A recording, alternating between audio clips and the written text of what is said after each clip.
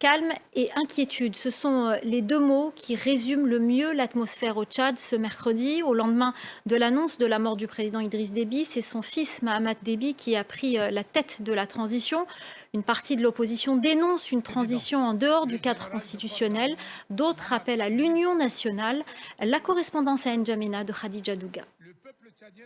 Au lendemain de l'annonce choc du décès du président tchadien Idriss Déby Itno, la vie a aujourd'hui repris son cours normal à N'Djamena, mais les Tchadiens vivent véritablement dans la psychose. Le moindre bruit ici fait bondir les populations. Les Tchadiens semblent craindre une escalade des violences dans la capitale.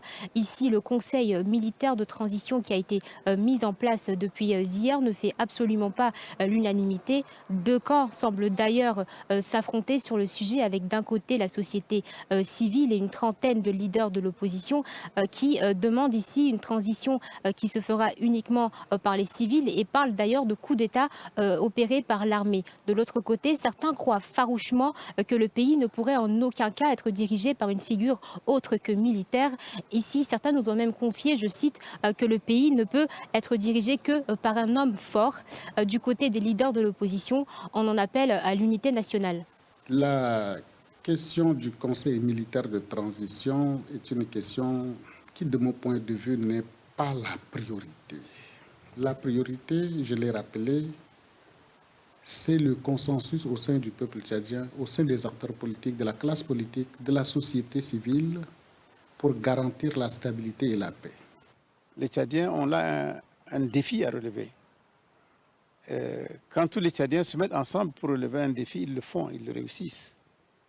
Et je suis certain que ce défi-là, nous allons le relever. Parce qu'il s'agit aujourd'hui de régler nos problèmes au fond et de faire en sorte qu'il n'y ait plus de divergences à caractère tribal, régional, religieux ou de quelque consonance négative que ce soit. Le conseil militaire mis en place pour une période de 18 mois a d'ailleurs publié une charte censée remplacer la Constitution, octroyant ici les pleins pouvoirs au fils du défunt président Mahamat Déby. Le nouvel homme fort du pays a d'ailleurs reçu ce matin en audience plusieurs personnalités diplomatiques et politiques en vue d'instaurer un dialogue politique. Il a tenu à rassurer et a d'ailleurs déclaré que le conseil militaire n'est pas là pour confisquer le pouvoir. Et puis sachez que les frontières aériennes et terrestres fermées mardi après l'annonce de la mort du président sont de nouveau ouvertes. Notez d'ailleurs que le chef de l'État Emmanuel Macron se rendra aux obsèques nationales organisées en hommage au président Idriss Déby. Ça sera vendredi.